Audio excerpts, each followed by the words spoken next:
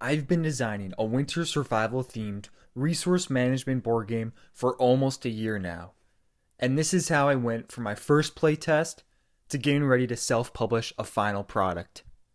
It all started on May 30th, 2023, when I couldn't land a job internship and concluded that the next best use of my time was to develop a board game. Yep, I was pretty desperate. Board games are great to design, in theory, because they focus on mechanics that make every game great, and don't require any special skills like coding or artistic talent. After about a week of struggling, I came up with a unique idea to create a resource management board game with a theme of winter survival after a plane crash.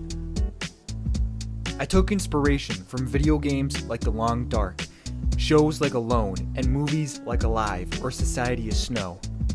Some ideas including having a weather die that determined the type of winter weather for everyone during that round, and craftable tools like fires, shelters, and various weapons that players could use to stay warm and defend against predators. I also wanted an explorable map that offered different resources on every tile and was different in every playthrough. This start is what led me to put pencil to paper and dust off my old Catan board to create a playable prototype. I grabbed whatever components I could find and used to relate to what I had in mind. And I win. Why do you get 3? Because I got a deer. Deers are more than rabbits. Where does it say that? It's in the lore. After a few playtests with some family and friends, I slowly started to refine the game more and more by taking out the mechanics and features that didn't seem balanced and adding more choices or options to expand every person's turn. For art, I started with really ugly sketches that were hard to read and hard to be immersed in.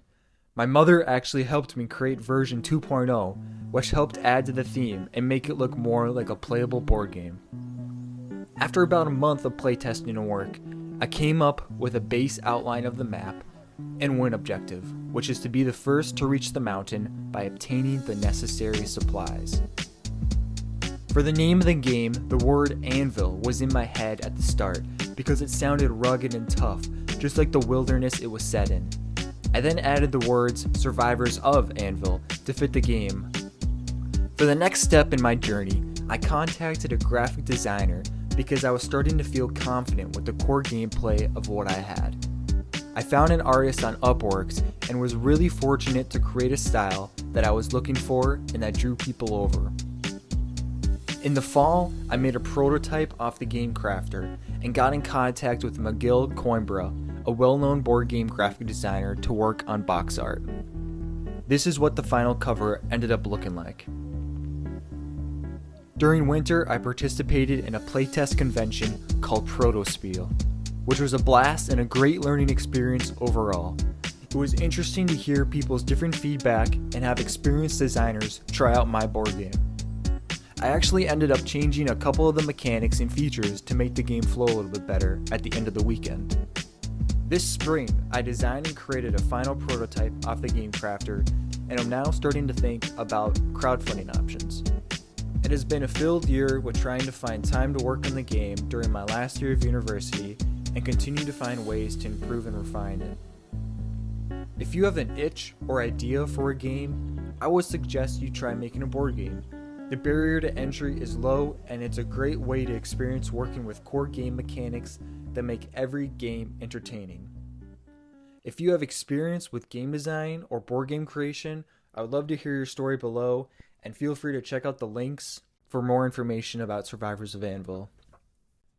That's enough talking for me. I would love to hear your opinions and thoughts on this game and idea, and if you would like to connect, whether it be personal or business, feel free to contact me below. Thanks for watching, and hope to see you soon.